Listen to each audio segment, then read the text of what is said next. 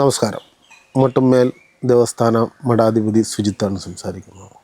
ഇന്നത്തെ വിഷയം നമ്മുടെ ശബരിമല ശാസ്താവ് അതാരാണെന്നുള്ളതാണ്. എല്ലാവരും ശാസ്താവ് അയ്യപ്പൻ എന്നുള്ളൊരു ബേസിൽ മാത്രമാണ് എല്ലാവരും കാണുന്നത്. പക്ഷേ അതല്ല, ശരിക്കും ചാത്തനാണ്. എന്നാൽ നിങ്ങൾ ചോദിക്കും, ചാത്തൻ എന്താണ് ശാസ്താവ്? അത് പഴയ ഇതായിട്ടുള്ള രാജഭരണങ്ങളും പിടിച്ചെടുക്കപ്പെട്ടതും കത്തിക്കപ്പെട്ട് അത് ഒരുപാട് തീയിലൊക്കെ പെട്ട് നശിക്കപ്പെടുകയൊക്കെ ചെയ്തായിരുന്നു. അപ്പോൾ രാജഭരണം അത് പിടിച്ചെടുക്കുകയാണ്. അത് നമ്മുടെ ശരിക്കും ട്രൈബിളായിട്ടുള്ളത്, ആദിവാസി സമ്പ്രദായപരമായിട്ടുള്ളത്, മലബാരമായിട്ടുള്ളതുമാണ്. ചാത്തനെയാണ് അത് ശാസ്താവ്. അത് തന്നെയാണ് ശാസ്താവ് തന്നെയാണ് ചാത്തൻ. അതാണ് ശരിക്കുമുള്ള. ഇന്ന് നടന്നു വരുന്ന ശബരിമലയിൽ വരുന്ന കൊള്ളകളും അവിടെ നടക്കുന്ന വേട്ടകളും അവിടെ വരുന്ന ക്ഷേത്രപരമായിട്ടുള്ള വരവ്, അത് സ്വാമിക്ക് വേണ്ടി വന്നുകൊണ്ടിരിക്കുന്ന മുതലുകളാണ്. ആ മുതലുകൾ ഇപ്പോൾ പലവരുടെയും കൈവശത്തിലേക്ക് കൊണ്ടുപോയി ആ ക്ഷേത്രത്തിൻ്റെ പുണ്യമായിട്ടുള്ള പരിശുദ്ധിയെ കളങ്കപ്പെടുത്തുന്ന രീതിയിലാണ് പോയിക്കൊണ്ടിരിക്കുന്നത്. പല രീതിയിൽ പല ഭാഗങ്ങളിൽ പല വേഷങ്ങളിലായിട്ടാണ് അവിടുന്ന് അപഹരിക്കപ്പെടുന്നത്. ഇപ്പം കാശുണ്ടെങ്കിൽ ക്ഷേത്രങ്ങൾ വീട്ടിൽ കൊണ്ടുവരാം എന്നുള്ളൊരു അവസ്ഥയിലേക്ക് പോയിക്കൊണ്ടിരിക്കും. ഇപ്പം തന്നെ കഴിഞ്ഞ ദിവസം തന്നെ കാണുകയുണ്ടായി, ജയറാമിൻ്റെ വീട്ടിൽ വെച്ച് പൂജ നടത്തി. അങ്ങനെ പല സ്ഥലങ്ങളിലും ഇതിൻ്റെ ഭാഗങ്ങൾ കൊണ്ടുപോയി. അത് ശരിക്കും അങ്ങനെ പാടില്ല. ഒരു ക്ഷേത്രത്തിന് അതിൻ്റേതായിട്ടുള്ള പരിശുദ്ധിയുണ്ട്, അതിൻ്റേതായിട്ടുള്ളൊരു വിശ്വാസങ്ങളുണ്ട്. ജനങ്ങളുടെ വിശ്വാസങ്ങളെയാണ് പല രീതിയിൽ ഇങ്ങനെ വിഘടിപ്പിച്ച് അത് നഷ്ടപ്പെടുത്തുകയാണ് ചെയ്യുന്നത്. അവർ മണ്ഡലകാലം വ്രതം എടുത്ത് 41 ദിവസം വ്രതം എടുത്ത് ഈ മല ചവിട്ടി അവിടെ ചെല്ലുന്ന എന്ത് അർത്ഥമാണ് ഉണ്ടാക്കുന്നത്? ഇതേപോലെയുള്ള കൊള്ളകൾ നടന്നു കഴിഞ്ഞാൽ അവരുടെ വിശ്വാസങ്ങളാണ് നഷ്ടപ്പെടുന്നത്. അവർ വിചാരിച്ചാൽ, ഒരു ഭക്തൻ വിചാരിച്ചു കഴിഞ്ഞാൽ അവിടുത്തെ വരുമാനങ്ങൾ കുറഞ്ഞു പോകും. ശരിക്കും പറഞ്ഞു കഴിഞ്ഞാൽ ആ മൂർത്തിക്ക് കൊടുക്കുന്ന ഓരോ പിടിയും അത് വലുതാണ്. അന്നേരം നമ്മൾ കാണുന്നതാണ് അവിടെ ചൊരിഞ്ഞുകൂടി വരുന്ന. അത് ചാത്തനായതുകൊണ്ട് അതിനൊരു വാതിവെപ്പെന്ന് പറയുന്നൊരു കർമ്മങ്ങളുണ്ട്. അവൻ ചെയ്യുന്ന കർമ്മത്തിൽ നിന്നും ഇത്ര ശതമാനം കൊടുത്തോളാം എന്നുള്ളൊരു വാക്യം പുറത്ത് അവൻ പടിയിറങ്ങുന്നു. അവൻ തിരിച്ചു വരുന്നത് 100 മേനിയോടുകൂടി അവൻ തിരിച്ചു വരുന്നു. അതിൻ്റെ വീതമാണ് അവിടെ കൊടുക്കുന്നത്. ആ വീതമാണ് അപഹരിച്ചുകൊണ്ട് പോകുന്നത്. അതൊക്കെ നമ്മൾ മനസ്സിലാക്കണം. നമ്മളിനി കൊടുക്കുമ്പോൾ അറിഞ്ഞു വേണം കൊടുക്കാൻ. മറ്റുള്ള ക്ഷേത്രാചാരപരമായിട്ടുള്ള കർമ്മങ്ങളൊന്നും അവിടെ ഇല്ലാത്തതാണ് ശരിക്കും പറഞ്ഞു കഴിഞ്ഞാൽ.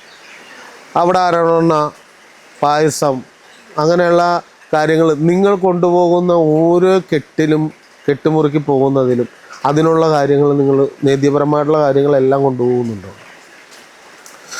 ഇപ്പോൾ സാധാരണപരമായിട്ട് ഒരു ക്ഷേത്രത്തിൽ ചെന്ന് വഴിപാട് എഴുതി കഴിഞ്ഞാൽ ആ വഴിപാട് അവിടെ നടത്തുന്നു എന്നുള്ള ഇപ്പോൾ ആ ഒരു വിശ്വാസമൊക്കെ എല്ലാം നഷ്ടപ്പെട്ടു. ശരിക്കും പറഞ്ഞു കഴിഞ്ഞാൽ ശബരിമല അങ്ങനെ നടക്കുന്നുണ്ടോ എന്ന് പോലും സംശയത്തിലാണ്. ഇപ്പോൾ വെച്ച് കഴിഞ്ഞാൽ വർഷങ്ങൾ നടത്താനുള്ള ആൾക്കാർ അവിടെ ബുക്കിങ്ങാണ്.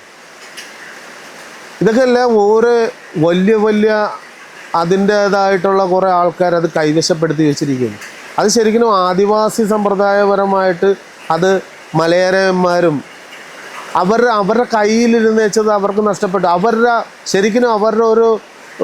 ഒരു അംശം ആൾക്കാർ പോലും അതുമായിട്ട് ആ ക്ഷേത്രപരമായിട്ട് ബന്ധിപ്പിച്ചിട്ടില്ലെന്നുള്ളതാണ് ശരിക്കും. ആ ക്ഷേത്രത്തിൽ നടക്കുന്ന പല ചടങ്ങുകളിലും അവർ മുന്നിൽ വരേണ്ടതാണ്. പക്ഷേ അവരെല്ലാം അവിടെ നിന്ന് ഓടിച്ചു.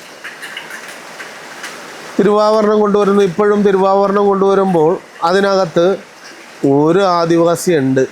അതെന്തുകൊണ്ടാണ്? അവർക്കൊരു ചടങ്ങിന് വേണ്ടി മാത്രം മറ്റുള്ളവരുടെ കൈവശം തന്ത്രസമൂഹങ്ങളും ബ്രാഹ്മണ സമൂഹങ്ങളെല്ലാം കൂടെ പിടിച്ചെടുക്കപ്പെടുക. അതുതന്നെയാണ് കല്ലടിക്കോട് മലബാരവും. ശരിക്കും പറഞ്ഞു കഴിഞ്ഞാൽ ആദിവാസി സമ്പ്രദായപരമായിട്ട് ആ കാളി ഉപാസന, അവിടെ കല്ലടിക്കോട് മലബാരം.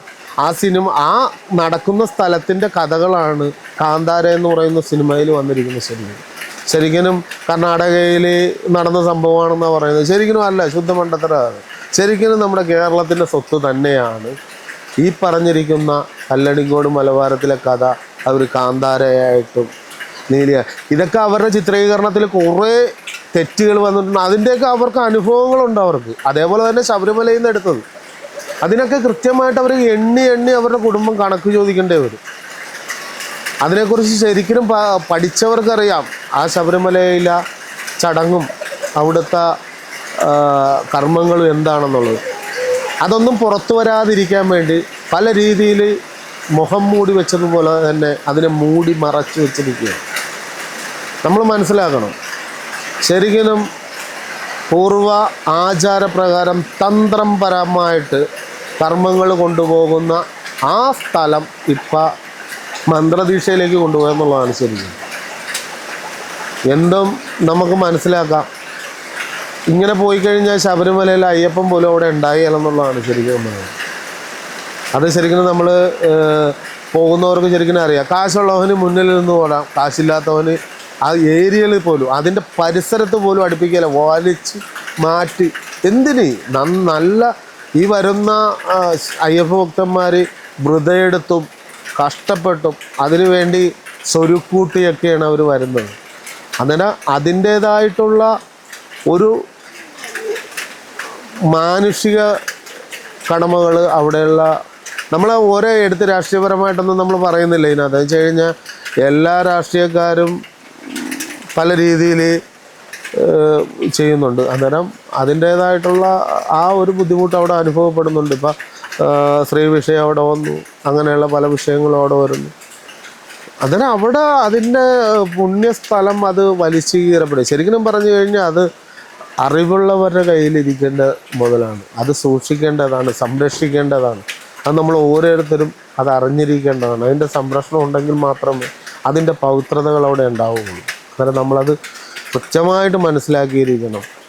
മലബാരം എന്ന് പറയുന്ന ആദിവാസി സമ്പ്രദായപരമായിട്ടുള്ള ആദിവാസികളുടെ കുലദൈവമായിട്ടിരിക്കുന്ന ചാത്തൻ, അന്നേരം അതിന് ശരിക്കും അതിൻ്റേതായിട്ടുള്ള ശക്തിയുണ്ട്. അത് പലവരും ഗണപതിനെ കൊടുത്ത് മേടിച്ച് ചാത്തനെ മേടിച്ചിരിക്കുന്നു. അങ്ങനെ കടമറ്റത്ത് കടമറ്റ് പള്ളിയിലിരിക്കുന്നു. ഇതെല്ലാം സത്യമായിട്ടുള്ള കാര്യങ്ങളാണ്. ഇതിനെ പുറത്തു കൊണ്ടുവരാത്തതിൻ്റെ കാര്യം, ഇത് കൊണ്ടുവന്ന കാര്യസാധ്യം കൂടുതലാണ്. ഇതുകൊണ്ട് പലവരും മുതലെടുക്കുന്നുണ്ടായിരിക്കും, പക്ഷേ അതിനൊരു സത്യമുണ്ട്. പക്ഷേ ഇത് ശബരിമലയിലെ വിഷയം അങ്ങനെയല്ല. അത് ചാത്തൻ ശരിക്കും പറഞ്ഞു കഴിഞ്ഞാൽ ആ സ്വാമീനെ ശരിക്കും ചൂഷണം ചെയ്യുക. അവിടെ ഒഴിക്കുന്ന നെയ്യ് വരെ കൃത്യമല്ലെന്നുള്ളതാണ് അതിനകത്ത്. വരുന്ന ഓരോ നെയ്കളും പല കമ്പനികളുടെയും വരുന്ന പേര് കേട്ട്, ഇപ്പം മിൽമയുടെ നെയ്യ് നല്ലതാണ്, മറ്റ് പല കമ്പനികളും ഉണ്ട്. അതിൻ്റെ പേര് ഞാൻ എടുത്തു പറഞ്ഞു കഴിഞ്ഞാൽ അടുത്തൊരു സമയത്ത് ഞാൻ അതിൻ്റെ പേര് കൃത്യമായിട്ട് ഞാൻ നിങ്ങൾ വെളിപ്പെടുത്തി തരാം.